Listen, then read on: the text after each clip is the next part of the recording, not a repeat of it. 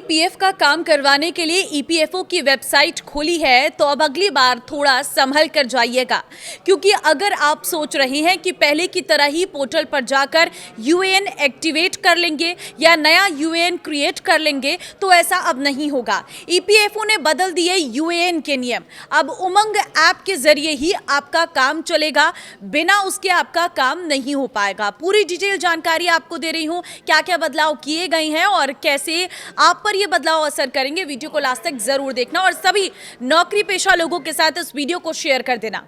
नमस्कार, मैं हूं आपके साथ ममता तिवारी और आप देख रहे हैं न्यूज़ 18 का डिजिटल प्लेटफॉर्म।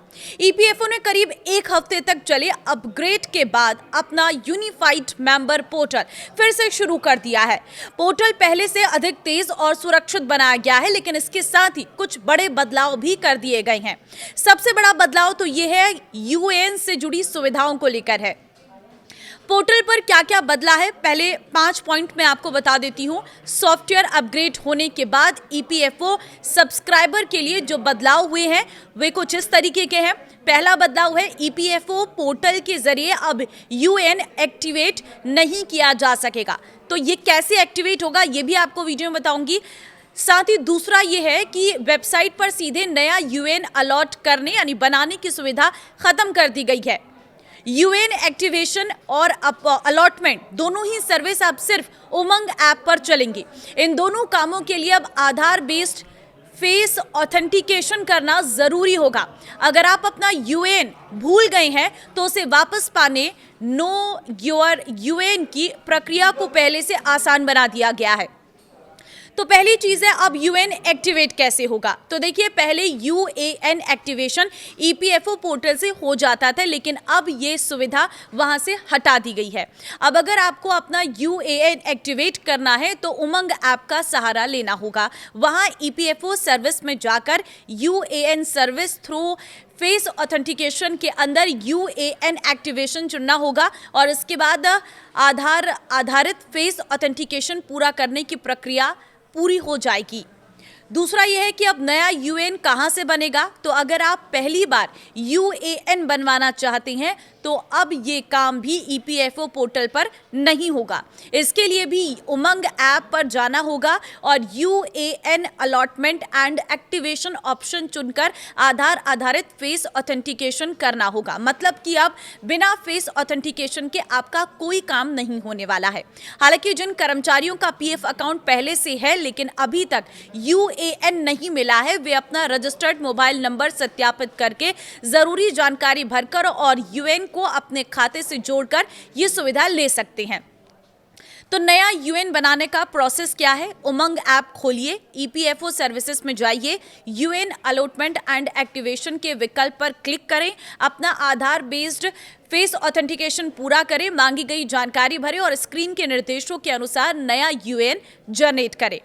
पीएफ अकाउंट है लेकिन यूएएन नहीं, तो क्या करना है?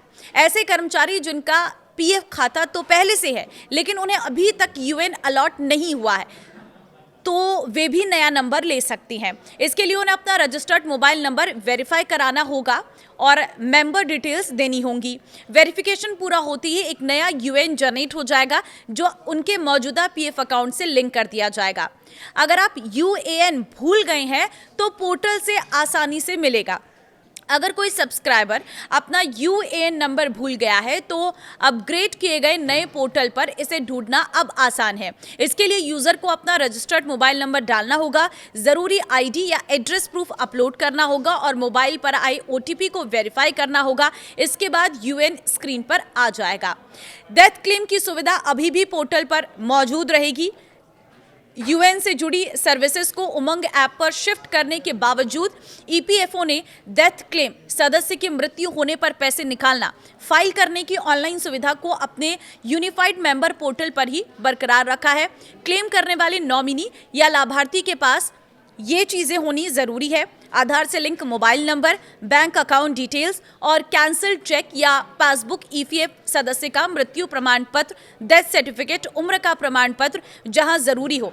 ध्यान रखें, ईपीएफओ ने साफ किया है कि सभी डॉक्यूमेंट्स PDF फॉर्मेट में होने चाहिए। हर फाइल का साइज 2 MB से कम होना चाहिए और फाइल के नाम में कोई स्पेस नहीं होना चाहिए।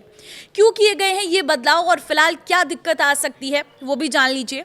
EPFO के मुताबिक डेटाबेस को मजबूत करने और सॉफ्टवेयर को मॉडर्नाइज करने के लिए ये अपग्रेडेशन किया गया है ताकि लोगों को बेहतर सर्विस मिल सके।